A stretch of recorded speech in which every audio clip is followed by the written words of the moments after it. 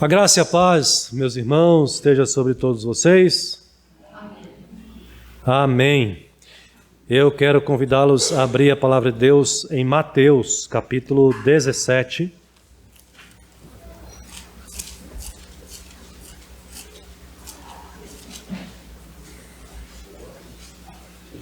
E quero pedir que você se atente para os dois versículos do nosso texto básico, que é o versículo 22 e o versículo 23.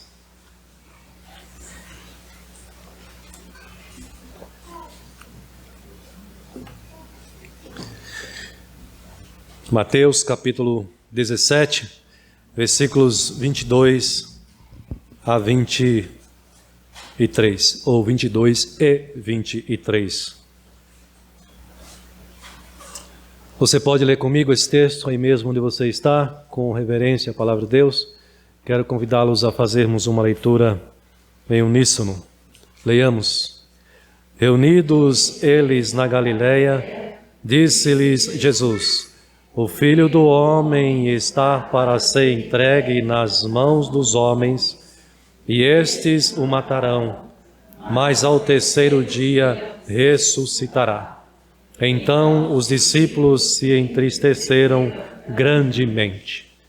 Que Deus tenha misericórdia de nós e nos assista na exposição, na explicação e na aplicação da sua palavra nesta noite. Meus queridos irmãos, nós vivemos neste mundo e este mundo disputa grandemente a nossa atenção.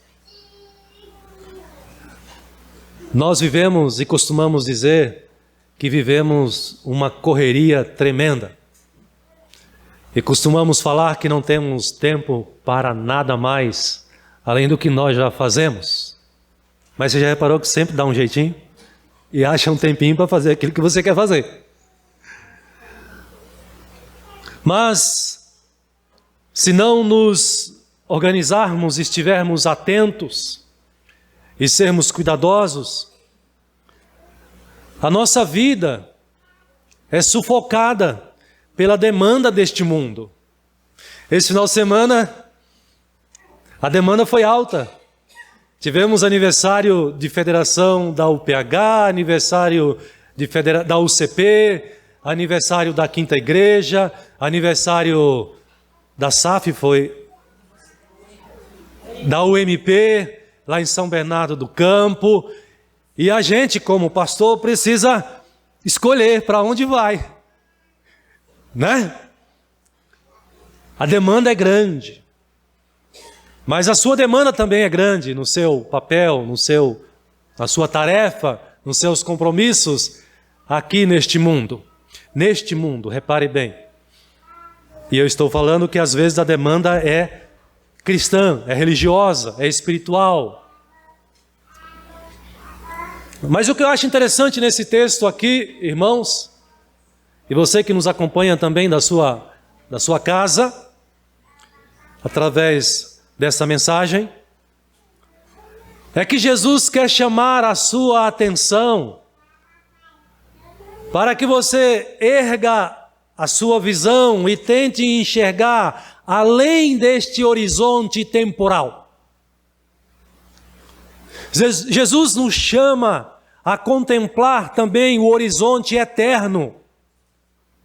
Não ficarmos sufocados apenas com essa realidade temporal que nós vivemos, a ponto de nos esquecermos da realidade eterna que Ele tem preparado para nós. E quando eu leio esse texto aqui, quando eu comecei a estudar esse texto, me saltou aos olhos essa preocupação de Jesus em chamar a atenção dos discípulos para esta realidade. Que realidade? A realidade de um plano maior que está em andamento. Há um plano maior em andamento. Há um plano eterno em execução, nesse exato momento, que perpassa essa realidade temporal, que perpassa a nossa rotina neste mundo aqui, e que Satanás, o nosso inimigo, tenta fazer com que nós não contemplemos, não vislumbremos e muito menos tenhamos como prioridade e sejamos diligentes em nos envolver também com a demanda dessa realidade eterna, desse plano maior que Deus estabeleceu desde a eternidade. É curioso quando nós observamos no nosso texto aqui, que Jesus está falando do que nesse texto aqui?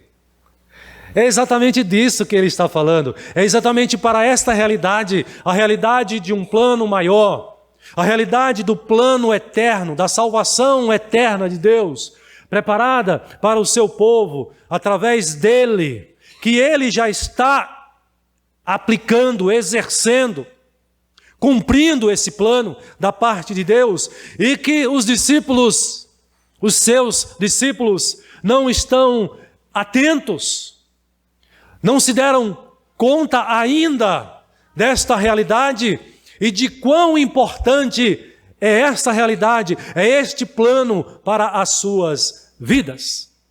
Aqui Jesus fala daquilo que é central nesse plano, daquilo que é essencial para o cumprimento, o sucesso desse plano de salvação da parte de Deus. Ele fala de dois aspectos aqui fundamentais, que são a morte e a ressurreição de Jesus Cristo. Sem morte de cruz, sem ressurreição do Filho de Deus, jamais poderia haver salvação de pecadores, jamais poderia haver a redenção deste mundo, jamais poderia haver a restauração deste universo.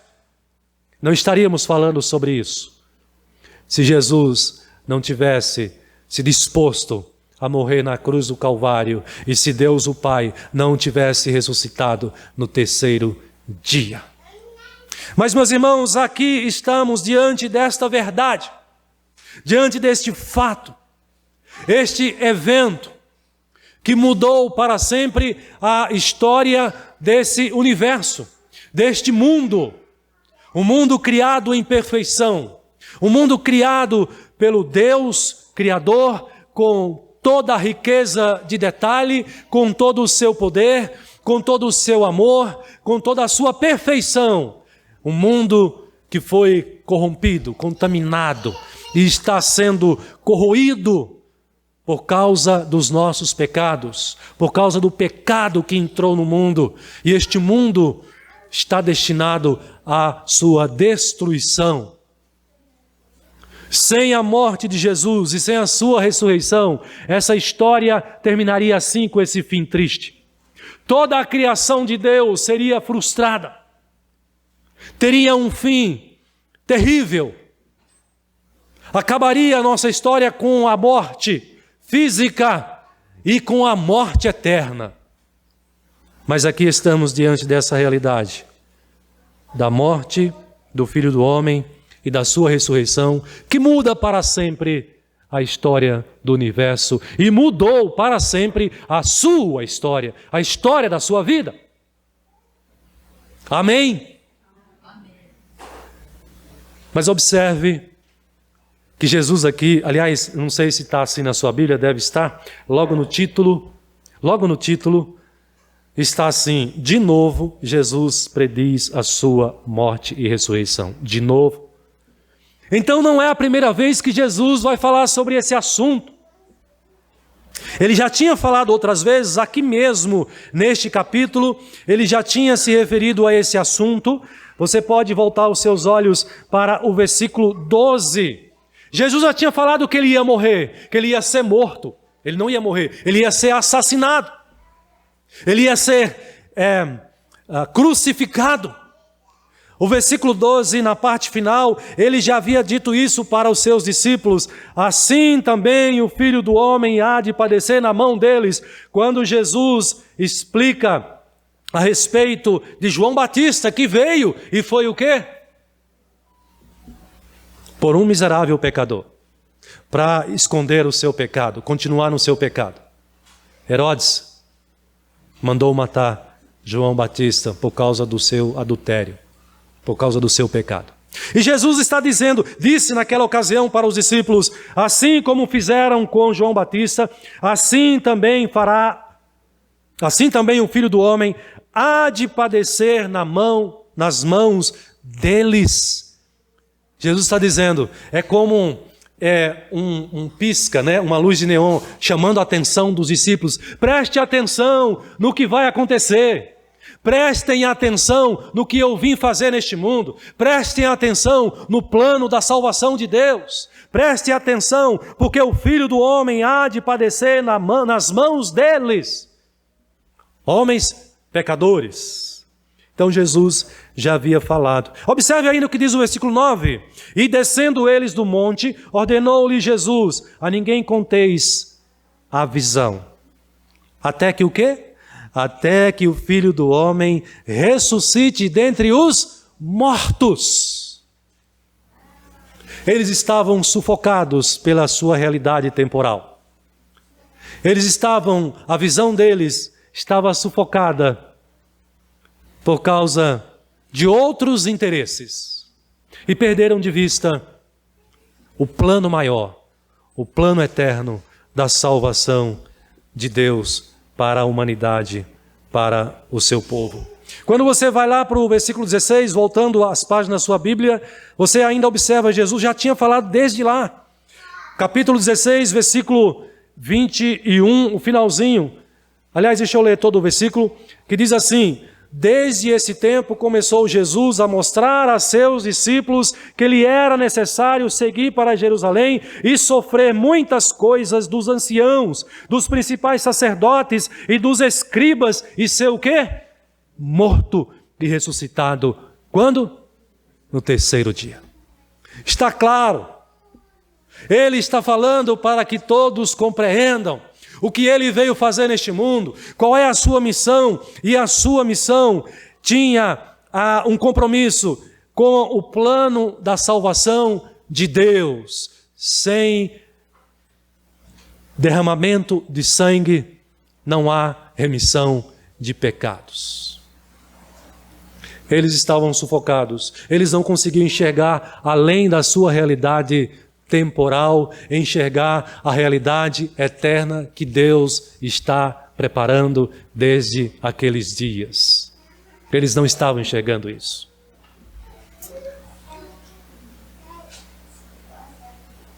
Eu suspeito que muitas vezes a Igreja de Cristo hoje também se deixa sufocar pela sua realidade temporal e não enxerga a realidade eterna que Deus está preparando. Perde de vista a realidade do plano maior que está em andamento, do plano eterno da salvação de Deus que já está em execução. Eu desconfio, meus irmãos, que nós, enquanto filhos de Deus, enquanto cristãos, enquanto pessoas convertidas, que temos a fé bíblica, a fé verdadeira, nós somos também muito tentados com a demanda desta vida, com as coisas deste mundo, e por vezes nós temos perdido essa visão. O nosso olhar, o nosso campo de visão, ele tem se limitado a enxergar e a contemplar apenas as coisas deste mundo. Não levantamos mais o olhar para enxergar além do horizonte temporal, enxergar a realidade eterna, enxergar as promessas eternas de Deus e por ela nós vivermos. Esse é o problema. Quando nos deixamos sufocar pela demanda, as demandas dessa vida, pela realidade temporal, pelas coisas materiais deste mundo, nós passamos a viver por elas. Elas ditam as regras, elas tomam o controle. Estava conversando com a Rose, ouvindo, numa dessas idas ou vindas para a igreja e para casa. São tantas que até me perco aqui. E estávamos conversando sobre o que há de mais moderno atualmente. e que instiga o nosso desejo, a nossa vontade.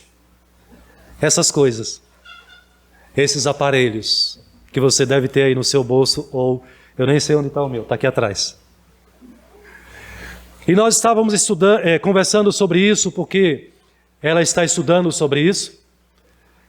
E há uma série de pesquisas, de estudos já provando, mostrando o dano que esses aparelhos e o conteúdo que esses aparelhos oferecem tem causado, o dano que tem causado às nossas crianças, sobretudo. E o pastor fica triste quando está pregando na igreja.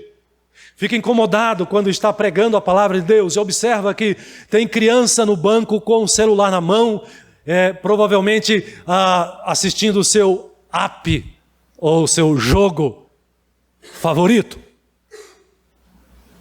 Meus irmãos, é a realidade do nosso tempo, são as demandas do nosso tempo que disputam a nossa atenção e que querem competir com a realidade eterna, com a realidade bíblica, com o plano maior que Deus está pondo em andamento, em execução.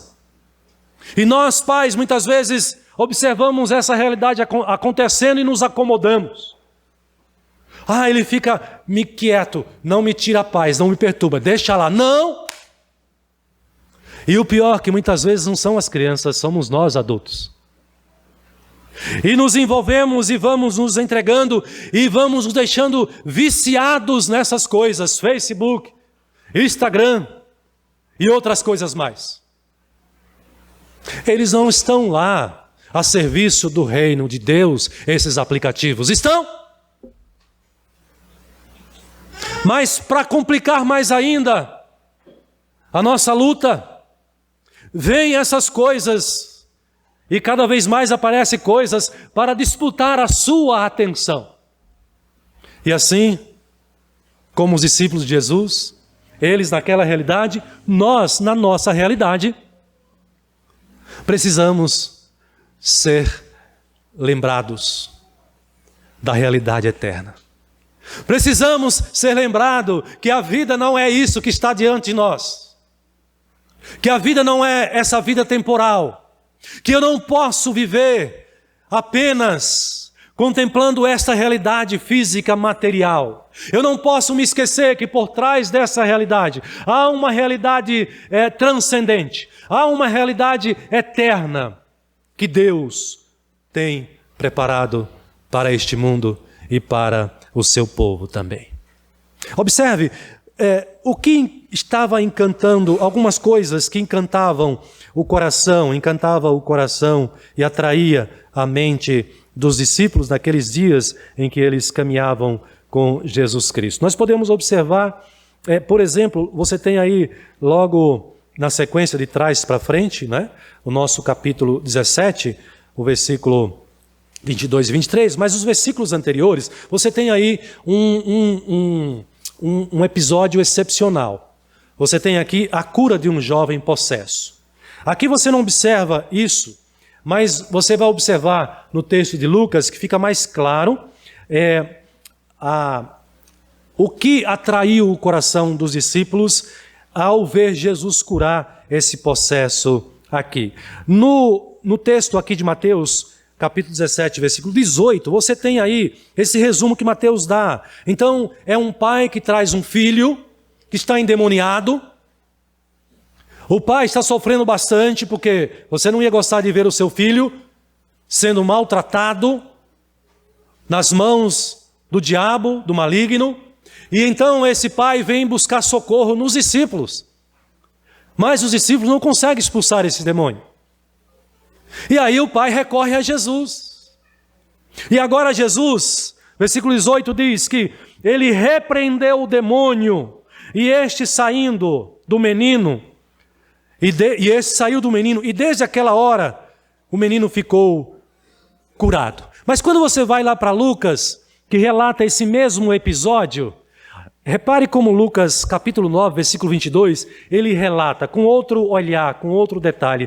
Ele diz assim, apenas o versículo 42 e 43 de Lucas 9, o mesmo episódio, a mesma cura, vai dizer assim: quando se ia aproximando, o demônio o atirou no chão e o convulsionou. Imagine, o pai está trazendo o seu filho à presença de Jesus, que é o Filho de Deus, o Filho do homem. Satanás sabe quem é Jesus. E quando o pai está aproximando com o seu filho para ser liberto, curado pelo poder de Jesus ali, o diabo entra em ação. Ele vai dar o show dele.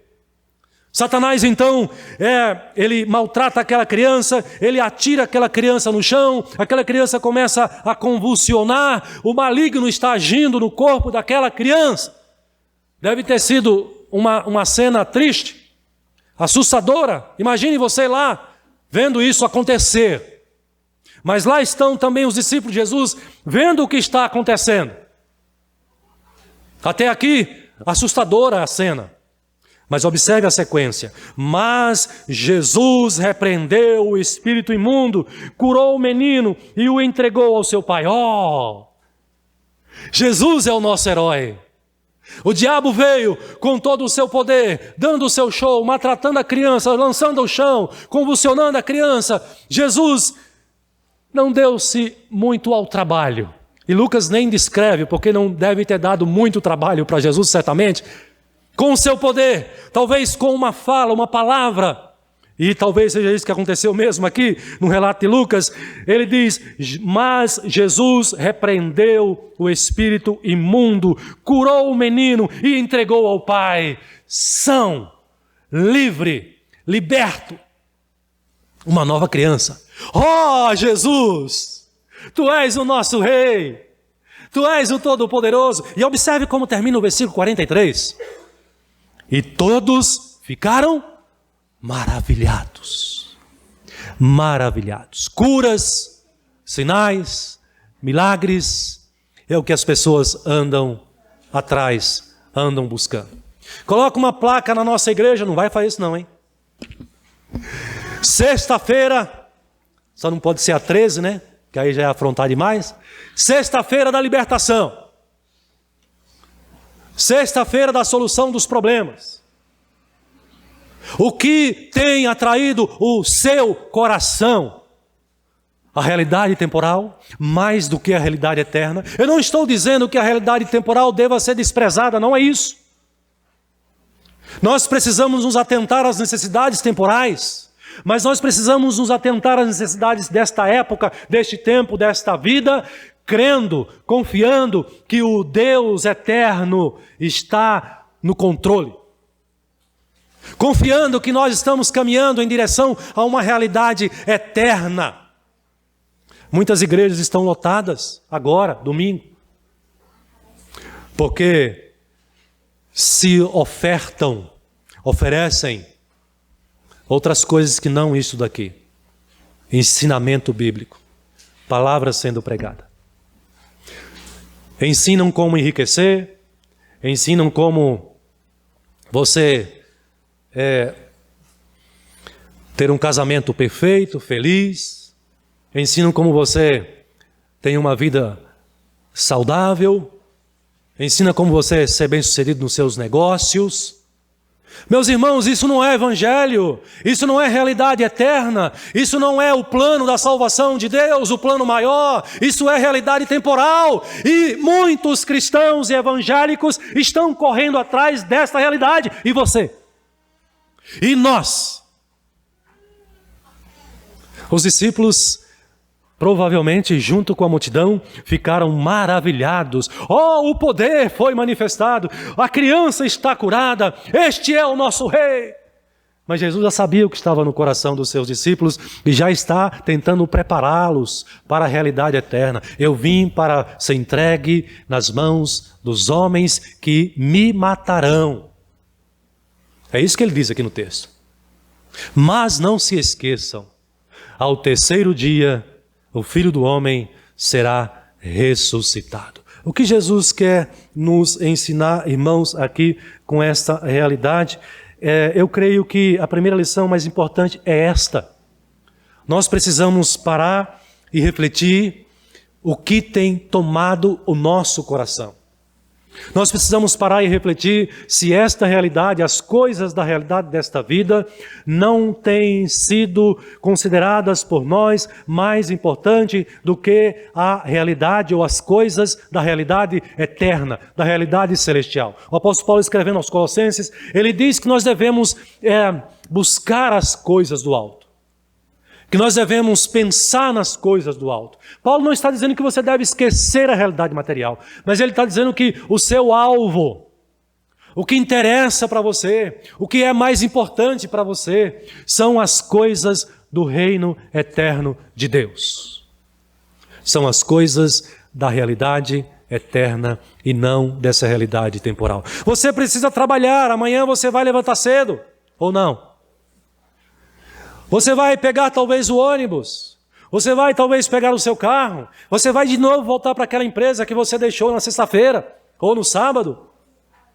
Você vai voltar para a sua escola, você vai encarar os seus alunos. Você precisa disso para você comer, para você manter a sua família, para você pagar as suas contas. Essas coisas fazem parte dessa realidade aqui, não podemos desprezar, mas elas não são e não devem ser prioridades acima da realidade eterna. Na verdade, elas devem ser colocadas dentro desse contexto, da realidade eterna que Deus prepara para nós. Nós devemos nos dedicar a essas coisas, mas confiando que Deus é quem nos dá, confiando que Deus é quem prepara, confiando que Deus é quem deu o emprego, quem dá a saúde, quem dá o trabalho.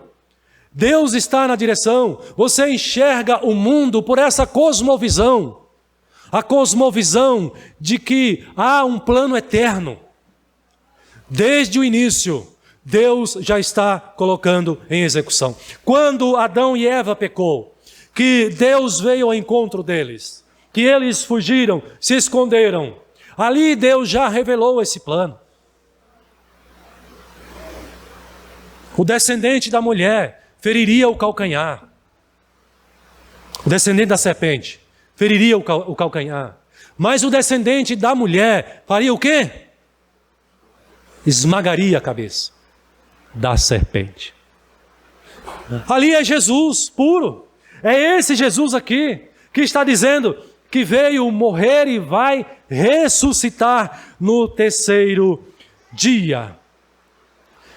Meus irmãos, nós precisamos fazer esta autorreflexão. Nós não podemos pensar nas coisas eternas, nas coisas dos céus, nas coisas das Escrituras, nas coisas da Bíblia, apenas quando nos dirigimos para a igreja.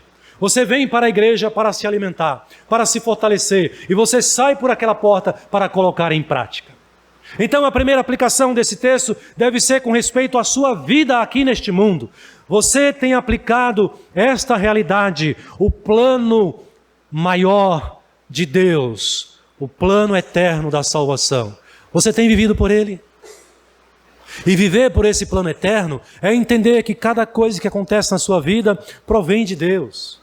É você tentar enxergar cada situação, não importa se seja mais simples, mas entender que vem de Deus, que Deus está conduzindo, confiar que Deus está dirigindo, porque a tua vida pertence ao Senhor.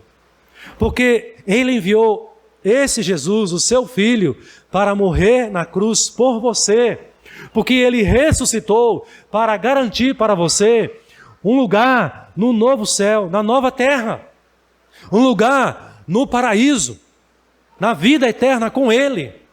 A ressurreição de Cristo garante também a tua ressurreição. Então, como você tem vivido este mundo aqui, esta realidade aqui? Eu vou dizer como você deve viver. Amanhã você vai trabalhar. Vá para o seu trabalho, aqueles que trabalham aqui, considerando que você não vai servir ao seu patrão em última instância. Você vai trabalhar bem, você vai ser um excelente funcionário, você vai cumprir o contrato que você assinou, o CLT lá, a carga horária, como um bom cristão.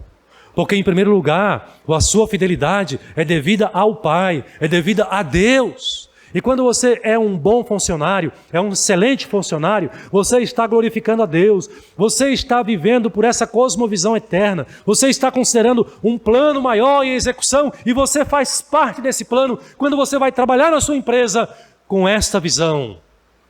Amanhã você vai dar aula na sua escola, você vai encarar os seus alunos, os seus colegas professores, a direção da escola. Considere que lá é um serviço prestado para a glória de Deus. Você, com o conteúdo da sua matéria, você vai ter a oportunidade de ensinar para eles a ética cristã, de ensinar para eles a cosmovisão cristã. Você vai ter a oportunidade de não apenas no conteúdo, mas no seu testemunho, na sua conduta, no seu relacionamento com cada um deles. Colegas e alunos, você vai ter a oportunidade de glorificar a Deus. Então, lá no seu trabalho, tendo essa visão de um plano maior, a visão eterna, do reino eterno de Deus, você vai para a sua escola glorificar a Deus, porque você é um servo, é uma serva de Deus. Pastor, mas eu nem vou para a empresa e nem vou para a escola, trabalho em casa. Ótimo!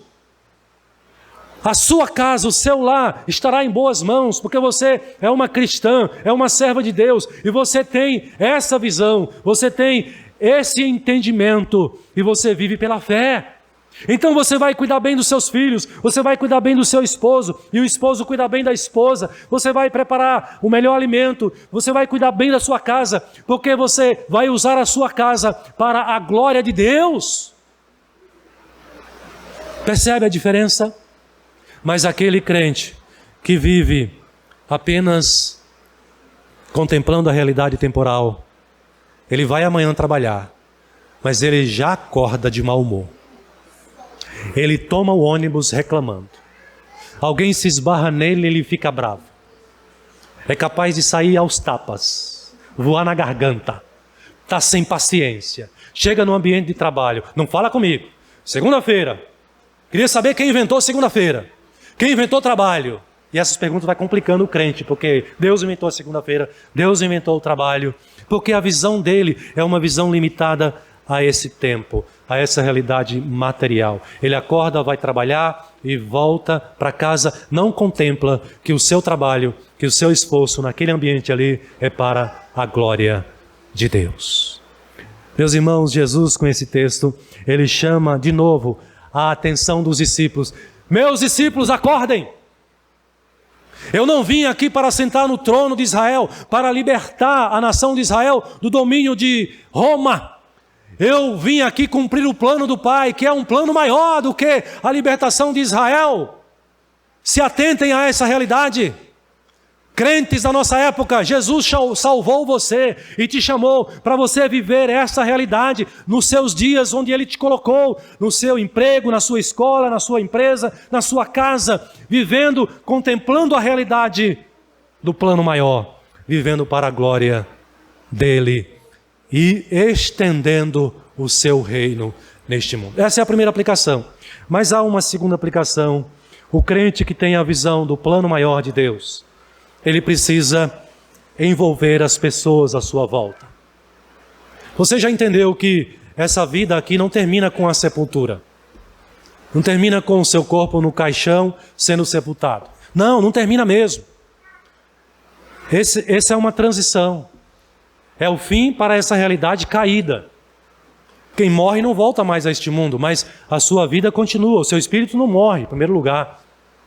Em segundo lugar, aqui mesmo, Jesus está dizendo que, mas ao terceiro dia ressuscitará. A ressurreição de Jesus garante a ressurreição dos eleitos, mas no último dia, também os não crentes, os descrentes, os incrédulos também ressuscitarão. Portanto, a vida de todos continuarão. O ser humano foi criado para viver eternamente. Você sabe disso, mas certamente, as pessoas que você conhece, os seus amigos, muitos deles não conhecem essa realidade. E você precisa falar sobre isso com eles. Você precisa ensinar para eles que há um plano maior em andamento.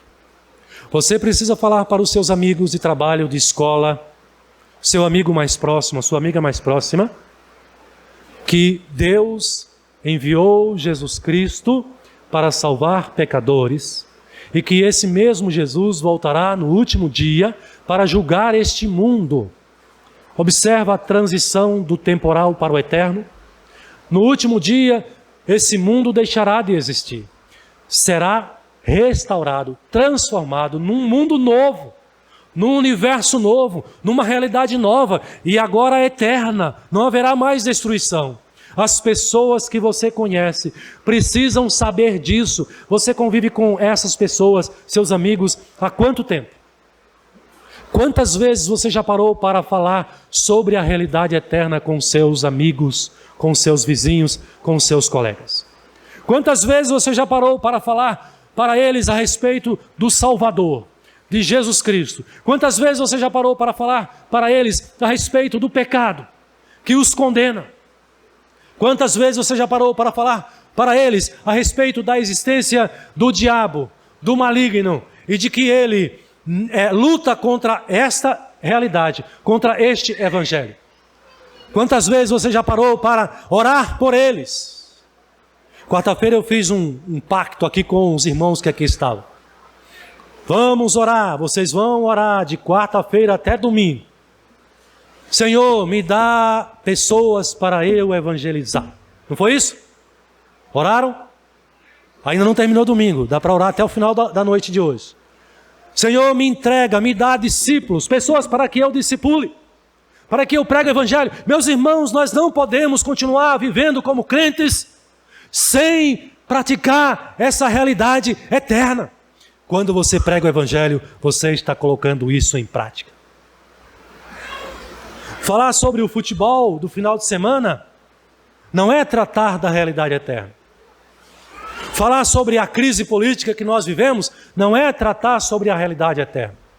Mas quando você fala do evangelho, quando você fala das escrituras, da salvação, da condenação, de Jesus como Salvador, de Satanás como acusador, você está tratando da realidade eterna.